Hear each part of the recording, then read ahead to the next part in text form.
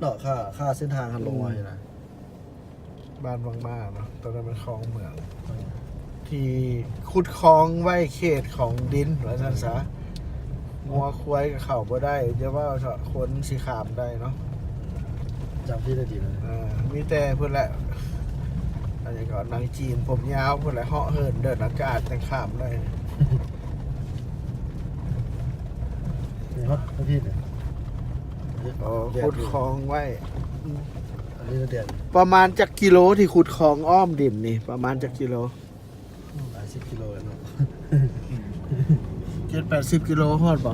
จังหวะมาลงแทง มันไปเท่าไรหน่อยนะ ตัดน้ำ อันนี้มัน B4 เด้อปีนี้เป็นปี 2019 เดือน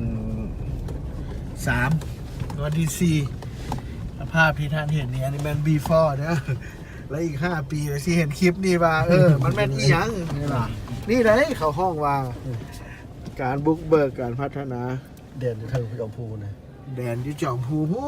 นแดนอันนี้ลงมาเจ้า อันนี้ก็เป็นขอบเขตบ้านวังมาพื้นที่นี่เกือบ1,000 เฮกตาร์เนาะที่ต่อเขตใส่เป้าหมายคือพัฒนาไป3 เมือง ก็คือเมืองสังทองเมืองอินเฮิบแล้วก็เมืองเฟือง ที่จะเห็นเป็นแหล่งเกษตรแหล่งน้ำตรงงามๆมันจะอยู่บ้านไหน ตัวเธอ ไปอีกไกลบ้านนี่ แต่ว่าน้ำกับน้ำน้อยคือเมื่อกี้นี่แหละกับน้ำเติมน้ำไหลบ่คาด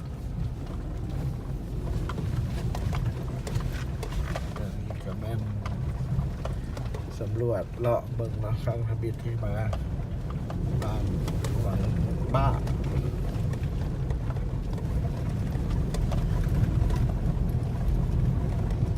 แผนทีมจะสร้างทางจากบางซ่อมาหาบ้านวังบ้านี่ให้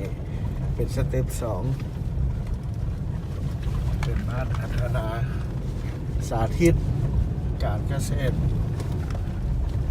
นี่จะบุกมาแล้วตอนนี้ต้นขุมละสักหน่อยหนึงนะครับนี่จะต้นไม้สักป่าเนาะไม้สักป่ามีให้ป่าหรือปลูกปลูกเนาะแต่ก็อยู่ป่าก็เป็นไม้สักป่าแล้ว ว่าแบบนี้สินาวัดเด็ด ตอนนี้ซีมีแผนเห็ด นา นา ไหน นาคันใดอยู่เขตนี้บ้านวังมาที่ท่านเห็นตอนนี้ภาพมันก็ยังเป็นป่าอยู่ มีแผนที่เฮ็ดนาเป็นบล็อกเป็นบล็อกของห้องนาอาเซียนอยู่ประเทศลาว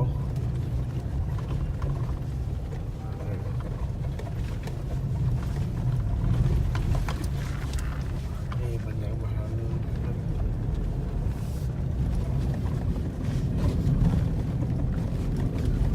แหล่งน้ำมันมีแหล่งน้ำจากเทิงๆพุ่นเนาะ น้ำบริพุ่งไฟน้ำบริใช้ไฟ น้ำธรรมชาติไหลเสื้อนา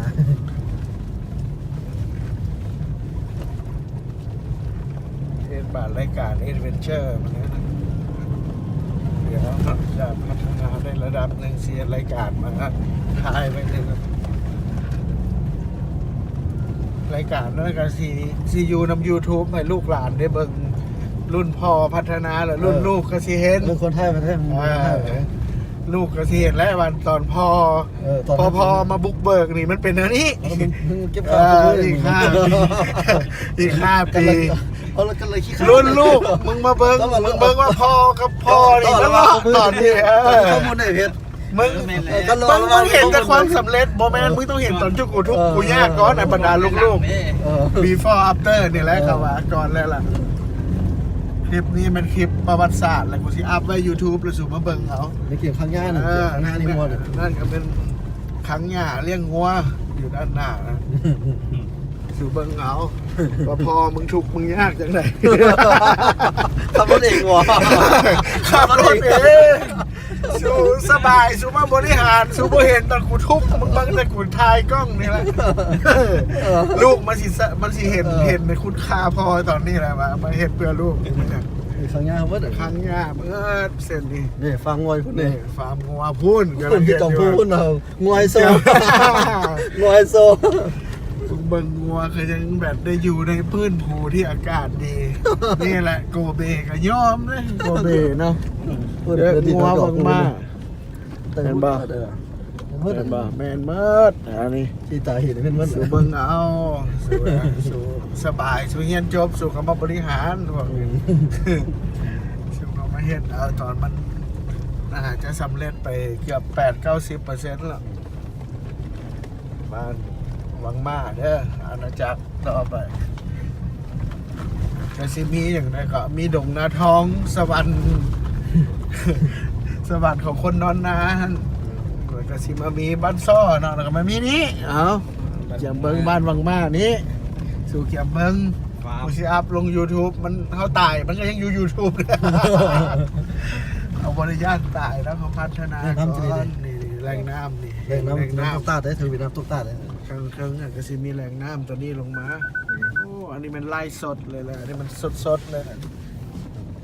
ปี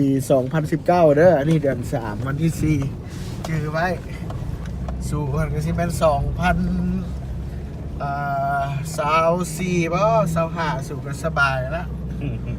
สู่ก็เบิ่งเอาตอนเริ่มต้นนะคลิปนี้ผมเป็นล่อเรียนให้ลูกเนาะอยากให้ลูกเห็น รุ่นลูกเห็นว่ารุ่นพอมันมาบุกเบิกเป็นอะไร